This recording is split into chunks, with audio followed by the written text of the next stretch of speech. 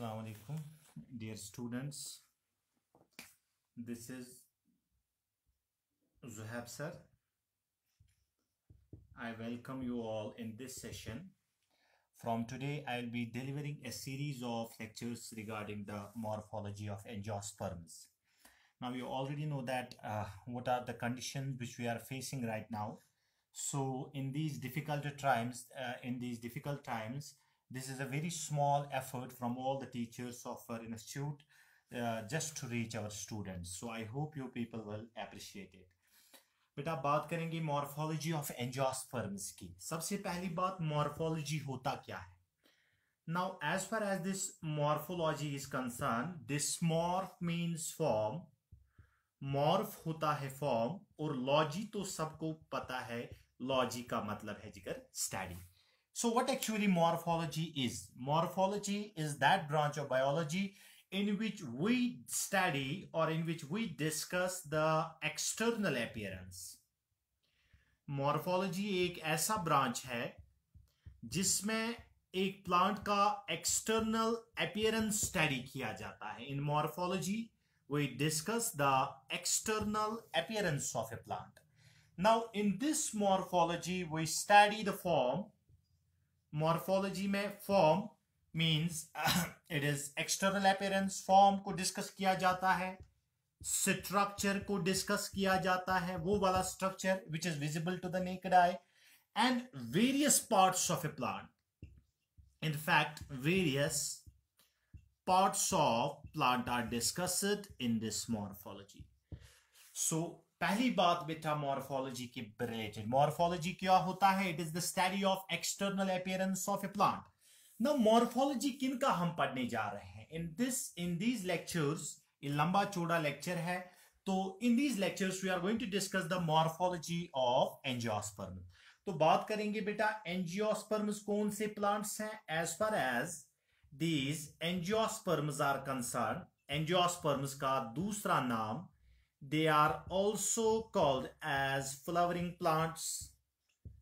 Angiosperms जो है they are also called as flowering plants. That means ये वो वाले plants है जिनके ऊपर फ्लावर होता है. That means कोई भी ऐसा प्लांट जो फ्लावर बनाता है उसको, उस प्लांट को बोला जाता है एंजियोस्पर्म. Now फ्लावर किस लिए है? फ्लावर एक ऐसा स्ट्रक्चर इस प्लांट में है which is meant for performing sexual reproduction. This flower is present for performing sexual reproduction. So एक बात आ गई, एंजियोस्पर्म्स कौन से प्लांट्स हैं? वो वाले प्लांट्स जिनमें फ्लावर होता है. एट द सेम टाइम आप याद रखोगे जिन प्लांट्स में फ्लावर होता है उनमें अल्टीमेटली एक स्ट्रक्चर बनता है जिसको आप फ्रूट बोलते हो, और इस फ्रूट के अंदर दिस फ्रूट एनक्लोजेस, इस फ्रूट के अंदर एक स्ट्रक्चर प्रेजेंट होता है. इस स्ट्रक्चर का नाम है सीड. दैट मीन्स एंजियोस्पर्म वो वाले प्लांट्स हैं जो फ्रूट बनाते हैं, और फ्रूट के अंदर एक स्ट्रक्चर प्रेजेंट होता है जिस स्ट्रक्चर का नाम है सीड. सो पहले आपने कहा एंजियोस्पर्म फ्लावरिंग प्लांट्स है जिनके पास फ्लावर है, लेकिन सेकंड पॉइंट हमने कहा एंजियोस्पर्म्स वो वाले प्लांट्स है जो फ्रूट बनाते हैं. फ्रूट इसलिए बनाते हैं because this fruit encloses a structure called seed. और सीड क्या है? ये सारी बातें, फ्रूट क्या है, ये सारी बातें, फ्लावर क्या है, ये सारी बातें डिस्कस हो जाएंगे एंजियोस्पर्म मॉर्फोलॉजी में. लेकिन बेटा आप याद रखोगे तब तक, एक सीड जो होता है इसके अंदर एक बेबी प्लांट होता है. इस बेबी प्लांट का नाम है embryo. That means a seed encloses A baby plant. That baby plant is called as miniature plant, immature plant. एक सीड के अंदर होता है. इस सीड के अंदर क्या होता है? Present embryo. और इस सीड के बाहर एक स्ट्रक्चर प्रेजेंट होता है जिसका नाम है फ्रूट. दैट मीन्स फ्रूट ने अपने अंदर रखा सीड, और सीड के अंदर प्रोटेक्टेड है एक structure that is called embryo. सारी बातें बेटा इसमें डिस्कस हो जाएंगे, इसी लेक्चर में ये सारी बातें डिस्कस हो जाएंगी. तो ये हो गया थोड़ा सा इंट्रोडक्शन एंजियोस्पर्म्स के बारे में. लेकिन एंजियोस्पर्म्स का क्या मतलब, क्या है एंजियोस्पर्म्स? नाउ इस टर्म को स्प्लिट करेंगे. Now angio, here angio means vessels. बेटा एंजियो क्या होता है? Angio means vessels, and sperma means seed. Angio means vessel and sperma means seed. That means angiosperm वो वाले प्लांट्स हैं जिनके जाइलम में वेसल्स है। मैं तो आपको पढ़ाने जा रहा हूं मॉर्फोलॉजी, लेकिन मॉर्फोलॉजी के बाद हमारा लेक्चर होगा एनाटमी। लेकिन जब तक एनाटमी पढ़ेंगे तब तक तो आपने सुना होगा जाइलम एक कॉम्प्लेक्स परमानेंट टिश्यू है, 9th में है ये। जाइलम एक सीपीटी complex permanent tissue, it is made up of more than one type of cells, और ये ट्रांसपोर्ट कराता है water and minerals. So angiosperm की जाइलम में वेसल्स है। Vessel is the advanced type of conducting element. फिर दूसरा कौन होता है? The second type of conducting element is called tracheid. बेटा ट्रैकीड तो जिम्नोस्पर्म में होता है। वेसल्स जो होता है, वेसल्स एंजियोस्पर्म में होता है। Angio means vessel and sperma means seed. That means angiosperm वो वाले प्लांट्स है जिनके जाइलम में वेसल है, लेकिन इनका सीड जो है, the seed is protected. As I said, the seed is protected. इनका सीड प्रोटेक्टेड है। कहां प्रोटेक्टेड है? Their seed is protected inside fruit. यही हो गया बेटा एक और डेफिनेशन एंजियोस्पर्म की। उसके बाद एंजियोस्पर्म का जो हम broadly classified, angiosperm they are broadly classified into two parts. One group it is called dicot, and another group of angiosperm it is called monocot. अब तो बेटा हमारा लेवल इंक्रीज हो गया है। अगर मैं पूछूंगा आपको डाइकॉट कौन से हैं, आप बोलोगे सर वो वाले प्लांट्स जिनमें 2 कॉटलिडन होते हैं वो डाइकॉट है। ये तो 8th का बच्चा भी बताएगा। मैं कहूंगा मोनोकॉट क्या है, आप बोलोगे सर जिसमें 1 कॉटलिडन होता है वो मोनोकॉट है। Mono means 1, di means 2। So angiosperms are broadly classified into 2 groups. What are the 2 groups? One is dicot, another one is monocot. लेकिन जब मैं आपको डाइकॉट बोलता हूं तो आप बोलोगे सर डाइकॉट्स जिनमें 2 कॉटलिडन है, मोनोकॉट जिनमें 1 कॉटलिडन है। बच्चे मैं आपसे पूछता हूं कॉटलिडन है क्या? मैं आपसे पूछता हूं बेटा कॉटलिडन है क्या? कॉटलिडन क्या है? कॉटलिडन आपको नहीं पता बेटा। यहां आप याद रखोगे कॉटलिडन जो होता है, it is actually A part of embryo.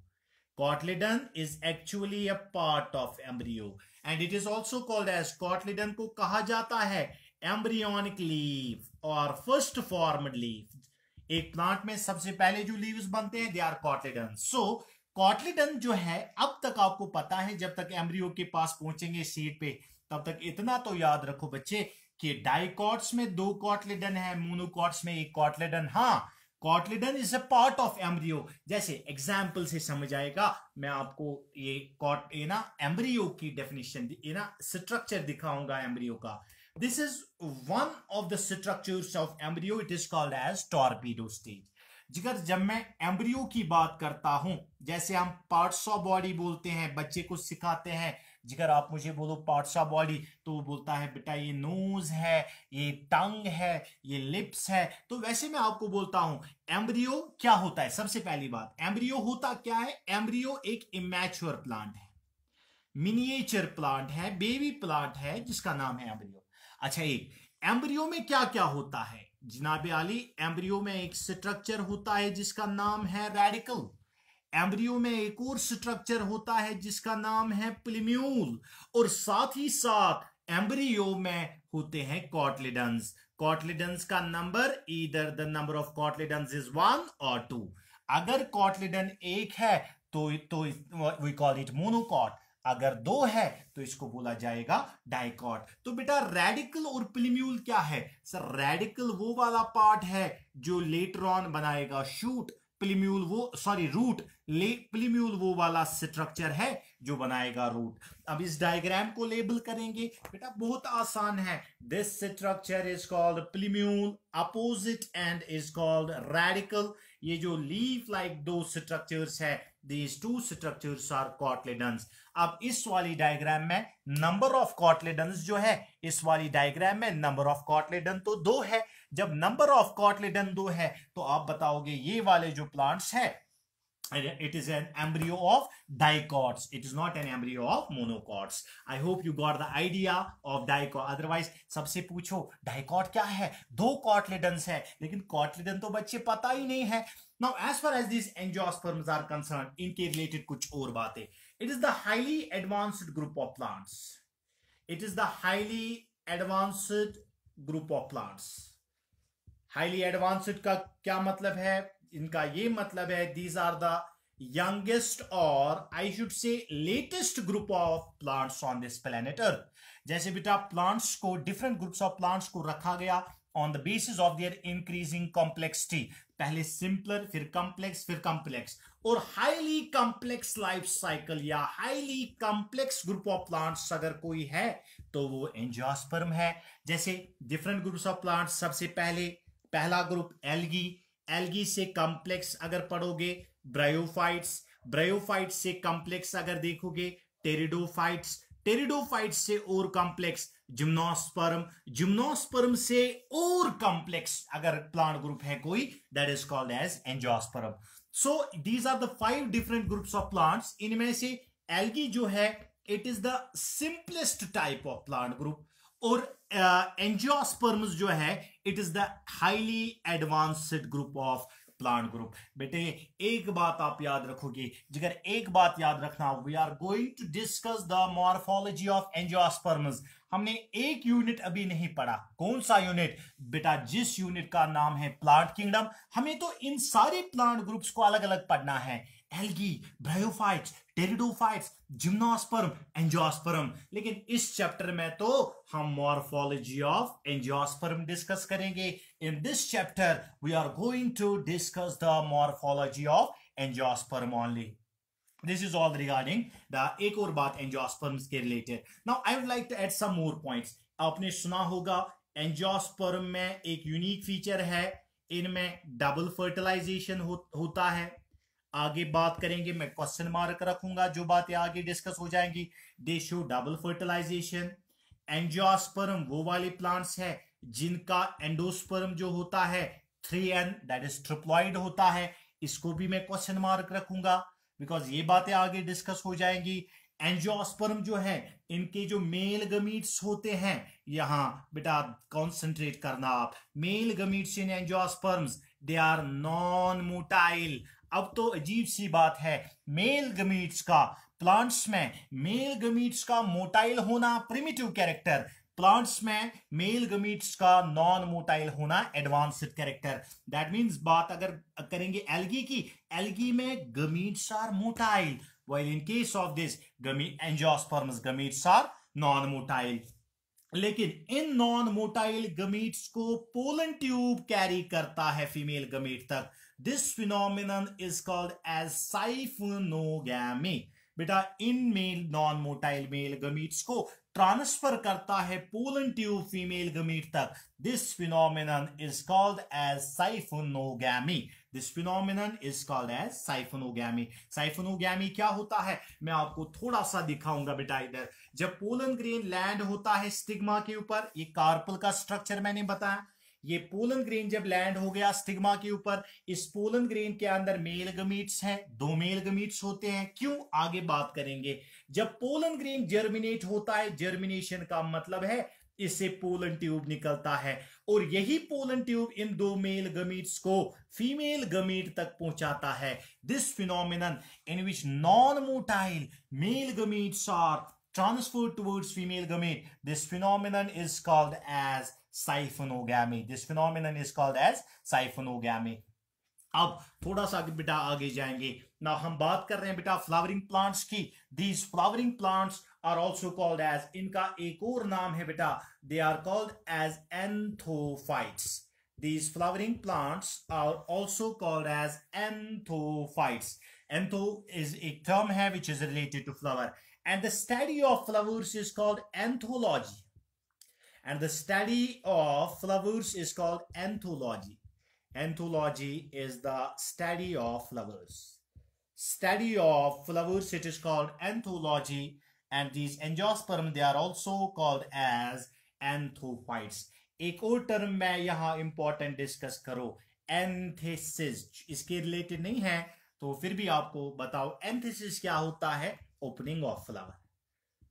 Opening of flower, एक फ्लावर का खुल जाना, अपने सेक्स ऑर्गन्स को एक्सपोज करना, this phenomenon is called as anthesis. अब बात करेंगे बेटा साइज, इनका जो साइज है, स्मॉलेस्ट एंजियोस्पर्म जो है that is called as Wolffia. This Wolffia is the smallest angiosperm. क्योंकि एंजियोस्पर्म की ही मॉर्फोलॉजी डिस्कस करनी है, smallest angiosperm it is the Wolffia, and largest angiosperm, tallest angiosperm is the Eucalyptus. Tallest angiosperm is Eucalyptus, which is 114 meter approximately, and smallest it is this Wolffia. It is actually marine plant. Eucalyptus is 114 meter tall. It is the tallest angiosperm. अब बेटा एक बात morphology के related, this morphology जो बेटा हम plants की पढ़ेंगे, this morphology is broadly divided into two categories. क्योंकि हम मॉर्फोलॉजी ऑफ एक एंजियोस्पर्म फ्लावरिंग प्लांट है, दैट मींस वो वाला प्लांट जिसके ऊपर फ्लावर प्रेजेंट है, फ्रूट प्रेजेंट है, फ्रूट बन जाएगा। Angiosperm morphology is broadly divided into two groups. One type of morphology is called as vegetative morphology, and another type of morphology is called as reproductive morphology. जिगर इधर 2 minute के लिए concentrate करना। Angiosperm morphology को divide किया दो categories में। One type of morphology is called vegetative morphology. Another type of morphology is called reproductive morphology. तो क्या है वेजिटेटिव और रिप्रोडक्टिव मॉर्फोलॉजी? प्लांट्स में अगर हम इन एंजियोस्पर्म्स में मॉर्फोलॉजी ऑफ रूट पढ़ेंगे, मॉर्फोलॉजी ऑफ स्टेम पढ़ेंगे और मॉर्फोलॉजी ऑफ लीफ पढ़ेंगे. When we discuss the morphology of root, stem and leaf, these are all vegetative structures, and the study of these structures is included in the vegetative morphology. So reproductive morphology क्या है? In reproductive morphology we discuss the morphology of flower, we discuss the morphology of root, we discuss the morphology of seed, we discuss the inflorescence as well. That means एक plant में reproductive structures, I repeat, एक plant में reproductive structures, flower reproduction में involve है, fruit reproduction में involve है, it is a product of sexual reproduction, seed reproduction में involve है क्योंकि इसके अंदर एक बेबी प्लांट है, inflorescence arrangement of flowers, it is collectively involved in reproductive morphology. So जिगर क्या हमने अल्टीमेटली हमने कहा इस मॉर्फोलॉजी को हमने डिवाइड किया दो ग्रुप्स में, वेजिटेटिव एंड रिप्रोडक्टिव. वेजिटेटिव भी आपको समझ आया, रिप्रोडक्टिव भी आपको समझ आया. We have to discuss with the morphology of root, लेकिन उससे पहले कुछ और बातें. फिलहाल के लिए इस लेक्चर को मैं कंक्लूड कर रहा हूं, लेकिन कंक्लूजन से पहले, this was the first lecture, लेकिन बेटा कंक्लूजन से पहले एक बात मैं आपको बताऊं कि एंजियोस्पर्म्स का एक जनरल थोड़ा सा, अभी तो प्लांट ग्रुप नहीं पढ़ा है ना, प्लांट किंगडम, थोड़ा सा इंट्रोडक्शन. आई होप आपके जहन में आया कि वो वाले प्लांट्स जो फ्लावर बनाते हैं, फ्रूट बनाते हैं, जिनके पास सीड है मगर इनका सीड प्रोटेक्टेड है इनसाइड फ्रूट, इनके जाइलम में वेसल्स हैं, this group of highly advanced group of plants is called angiosperms. Now this is the first lecture, and I hope you have understood this lecture, and I'll be coming with the more lectures in future. Thank you so much.